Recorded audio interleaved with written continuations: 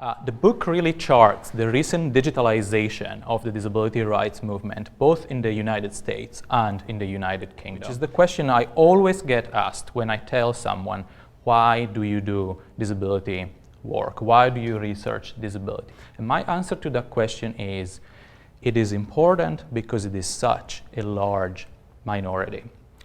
The UN estimates that there are 1 billion people with disabilities worldwide. 1 in 7 of us has a disability. That makes up about 15% of every country's population, and in the US, according to the latest US Census figures, that is actually higher. When it comes to political rights for persons with disabilities, these rights are enshrined in a series of legislative measures at the national level, but at the international level in the Convention on the Rights of Persons with Disabilities as well. And Article 29 really focuses on political rights for persons with disabilities. However, we see that even in very advanced democratic nations like the United States and the United Kingdom, there are issues. An overview of 3 key points from the book. The first important point that I think it's so relevant to stress here is that digital media technologies, when it came to digital action networks, so the third type of organization I talked about earlier, really enabled the emergence of a new generation of disabled self-advocates.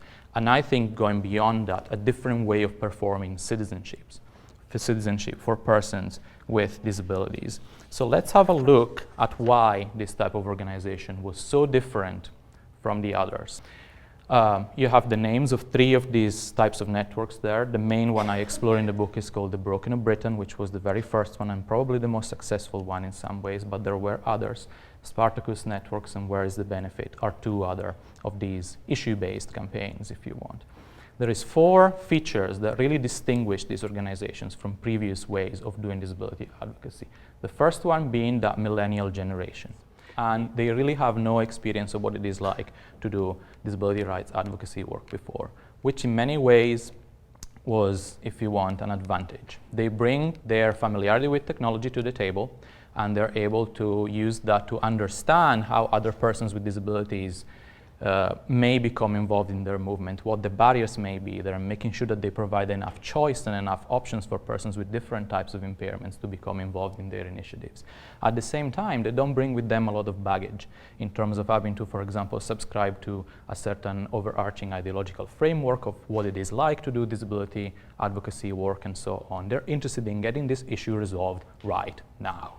The second point is that digital media really was essential and fundamental to their very existence. These were, the person who set up these networks were dispersed throughout the United Kingdom. They probably would have never met themselves had it not been for the internet.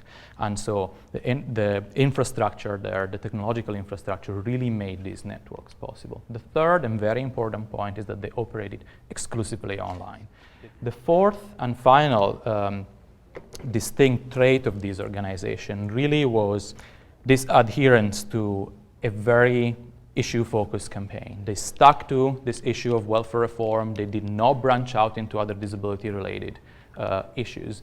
And that was beneficial because it enabled to lower the threshold to allow a broader broad amount of connections to develop. That's something that came up in every single Facebook page I looked at, every single group, no matter what their history and what their ethos, was this prevalence of personal stories of disabilities online. This was a common trait. So at the height of the welfare reform debate, between 7.6% and 26.2% of all Facebook posts I analyzed, depending on which organization had sponsored that page, included a personal story of disability. Those historically, disability rights non-profits in the UK have a bad record of using personal stories to do fundraising and sometimes putting forward negative stereotypes of persons with disabilities. This is something that happened a long time ago. Unfortunately, it doesn't happen anymore. Some activists are still sensitive to some of these problems. So what was interesting to see here is this advanced eagerness among supporters to share their personal stories. And two questions came to mind immediately. First of all, who is telling these stories? And it was very clear early on and very straightforward in the research that it was persons with disabilities themselves writing about their own story in the first place. So these are the voices overwhelmingly on all the pages I analyzed. There are three key benefits to the emergence of these stories on Facebook pages.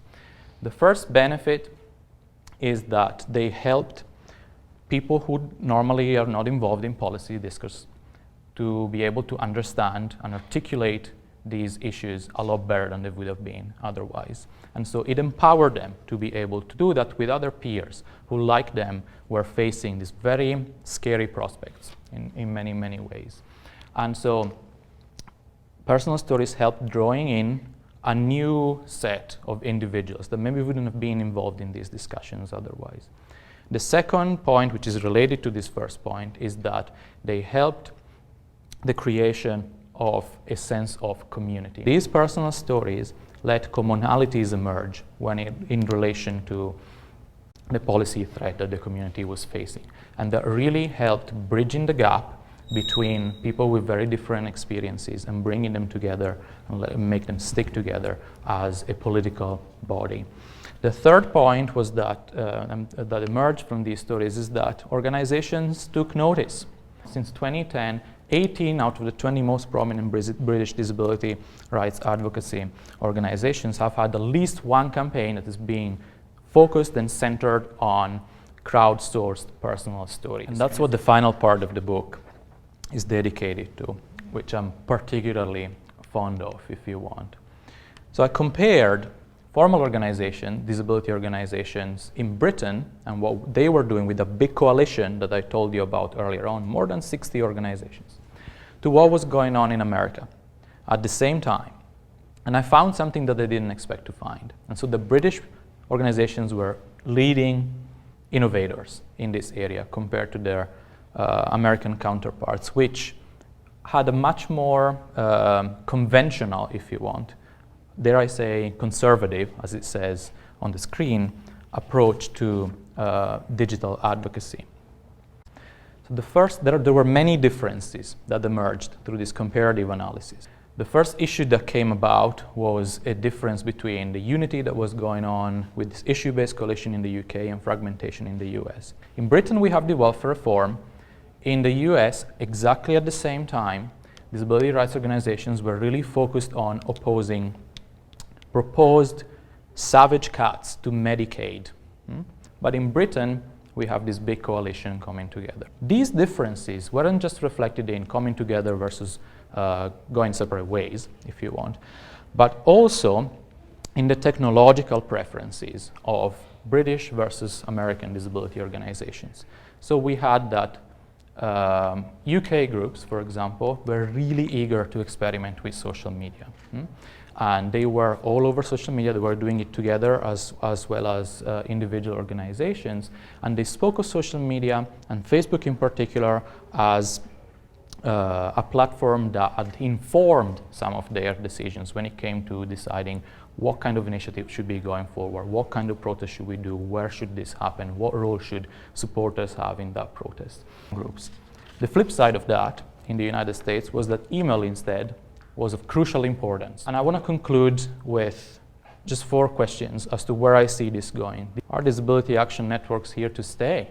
In relation to personal stories, are they effective? Will they be effective in challenging dominant stereotypes such as those promoted by some of the press? And we also face an online innovation paradox in relation to what happened in the UK and what happened in the US, because American conservatives really won their policy battle, right?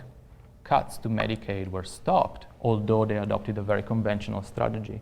In the UK, we had a lot of innovation, but the welfare reform went ahead exactly as planned.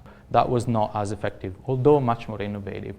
What can explain that? And finally, what can be expected of disability rights advocacy in this country in a Trump presidency? Thank you very much.